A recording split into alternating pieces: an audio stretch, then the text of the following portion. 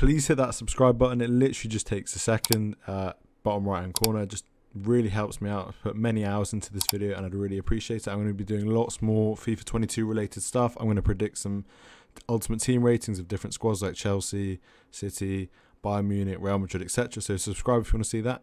With FIFA 22 being officially revealed, the hype is starting to build for the new game, and with FIFA 21 coming to an end, a lot of people are moving on to looking at what they want to see in FIFA 22 and what improvements can be made to the game. And so I've also been doing this, and looking back on FIFA this year, generally the thing for me has been the gameplay has not been great. It's been quite sweaty, obviously with not many other places to play for awards other than rivals and champs. You know, I've not really enjoyed it this year as much, but in the menu content I have enjoyed the promos. Foot Birthday for me was probably the standout promo. The Bundesliga Team of the Season was a very good promo. Obviously there has been a few bad ones, like there was like League One Team of the Season, which was really bad, but on the whole I've been quite happy with the promos. And I was just thinking, when I was looking to pre-order the new FIFA, like the sheep I am, I was looking through the pre-order bonuses and I saw that this year again they have included the Want to Watch card as part of the pre-order bonus for the Ultimate Edition. And this really got me thinking about, do I really care about a Want to Watch card? Because really the new transfers are cool, and like I said, there's some very exciting ones this year. We've got Jadon Sancho at United, we've got Hakimi, Ramos, Donnarumma at PSG, Wijnaldum at PSG.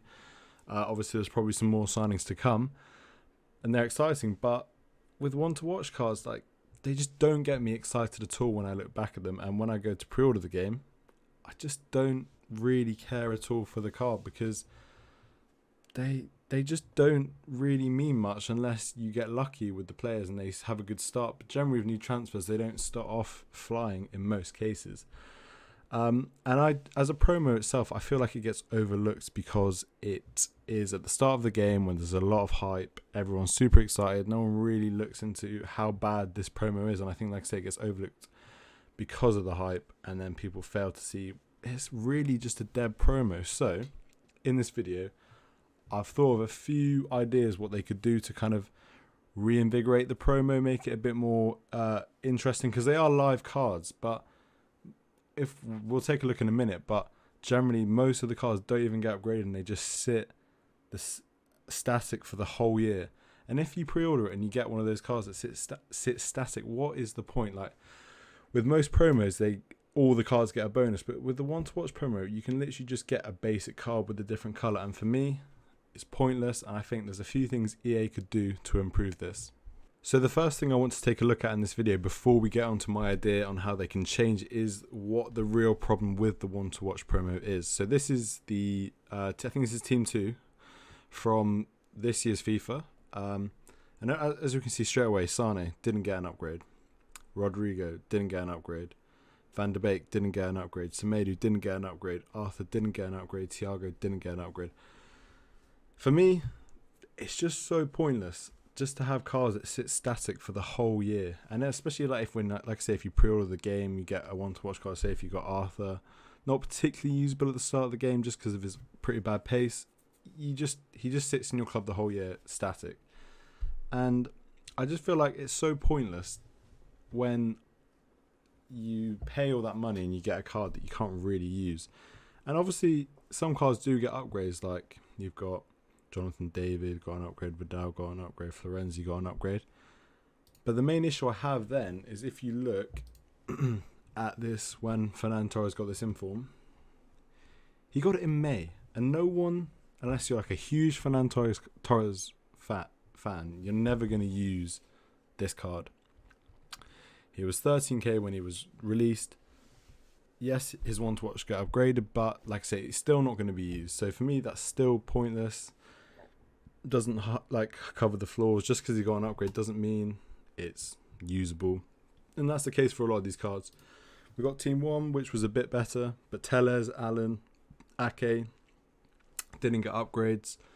The only example for me was Werner, who was upgraded early on, so if you got him, that's a dub. But I mean, come on, if you had him, you were super lucky anyway.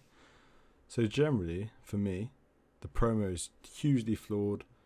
Like I say, most, like, especially Team 2, like most of these cards got upgraded, didn't get upgraded, and if they did, it was super late on the game where it wasn't relevant anyway.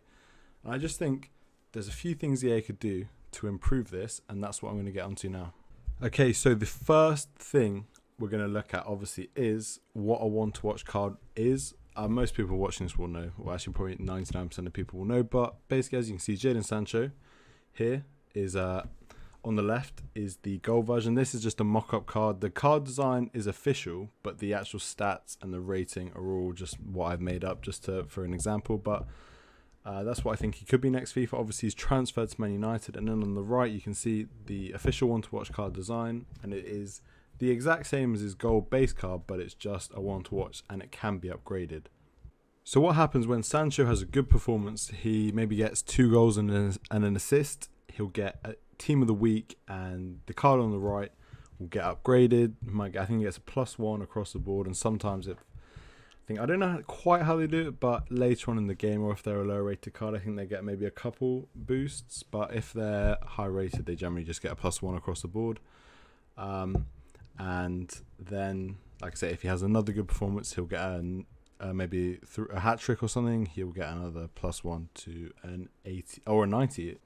So what I propose that EA could do to make, because they are live cards, to make them more engaging, you can keep what they have already the same. So if they have a Team of the Week caliber performance, they get in the Team of the Week, they get a +1 across the board. But sometimes with new signings, they don't always work out, or they don't start off too quickly. And for the start of the game, you want these cards to be getting upgrades, because that's when they're going to be most relevant early on, when there's not too many OP meta players out.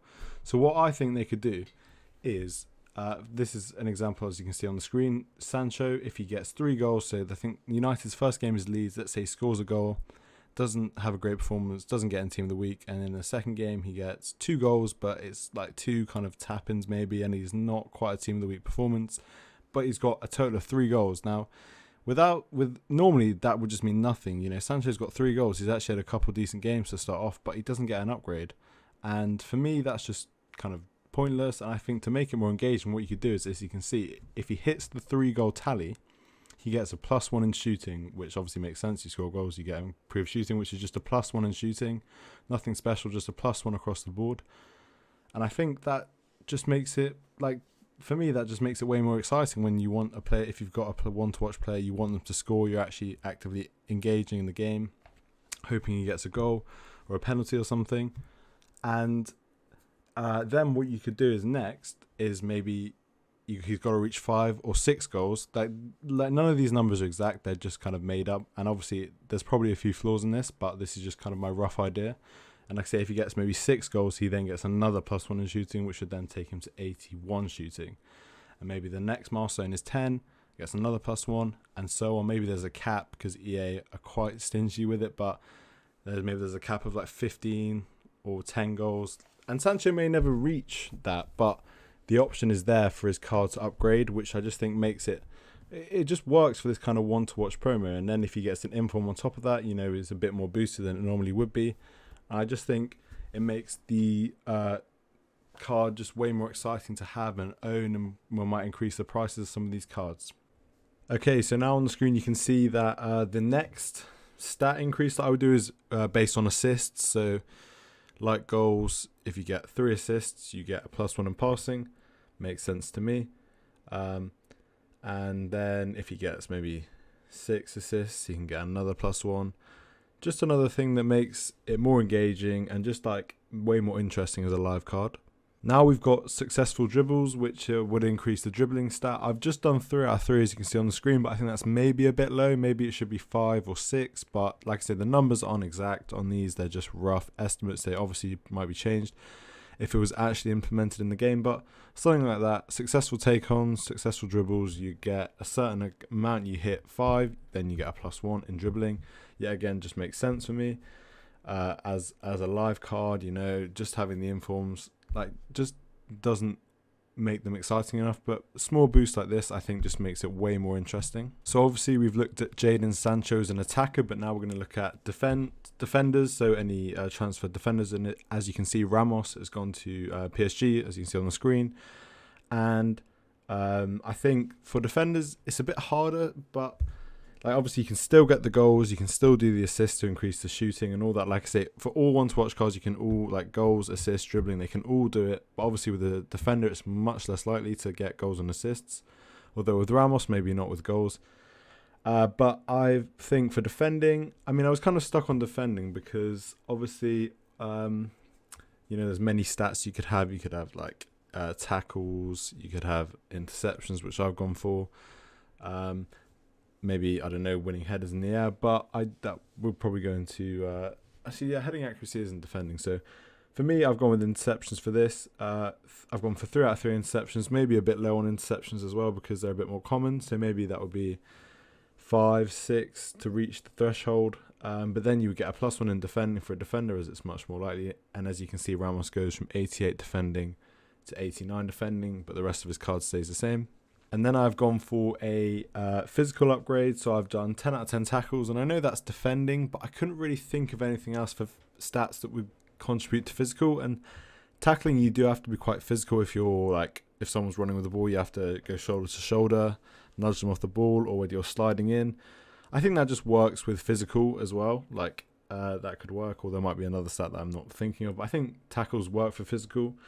And I've gone for 10 out of 10 tackles just because as a defender, they make tackles quite frequently, obviously.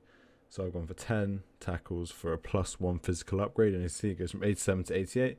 Everything else stays the same. Now, I don't think in the last FIFA we had any goalkeepers in one to watch. I don't think, I may have missed. But I think previously in other FIFAs we might have. And obviously Donnarumma, quite a high profile transfer, got player of the tournament in the Euros. Had a very good Euros. Obviously, he's gone to PSG now. I think he will get a one-to-watch card personally, just because he's quite a big, high-profile signing.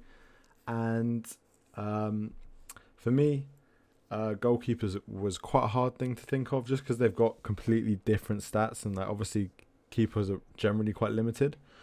So I've gone for 2 different things, and the first thing, as you can see on the screen, is kicking. I've gone for just passes completed, because obviously a lot of teams now, they pass around the back with their goalkeeper, so I've just gone for 10 successful passes for kicking. That might be way too low.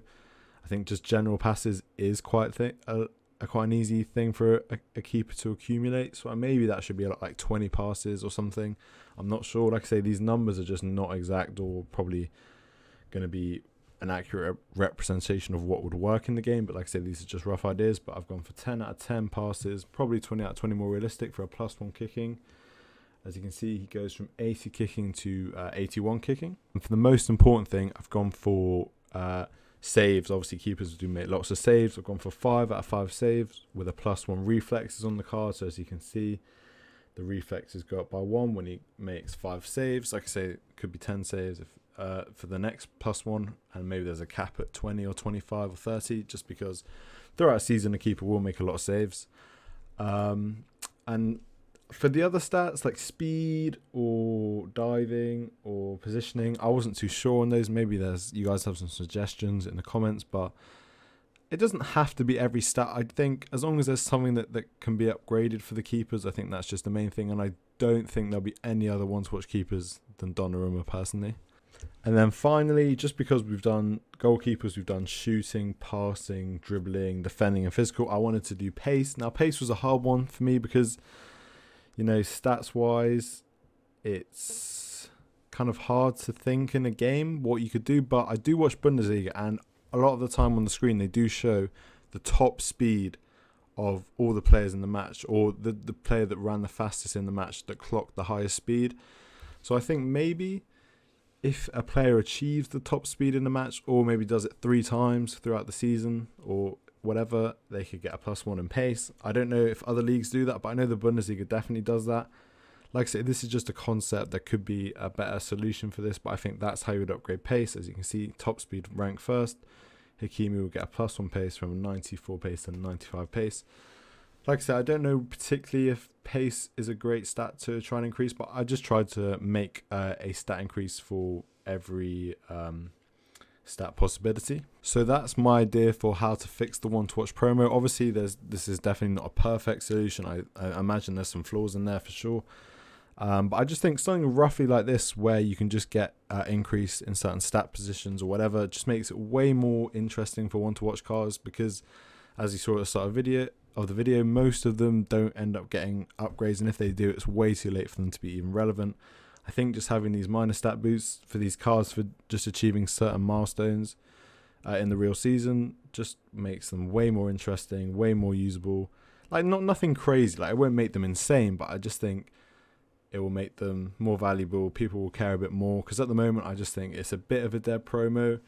Like I say, it gets swept under the rug because it's the start of the game. But that's going to be it for this video, and thank you for watching.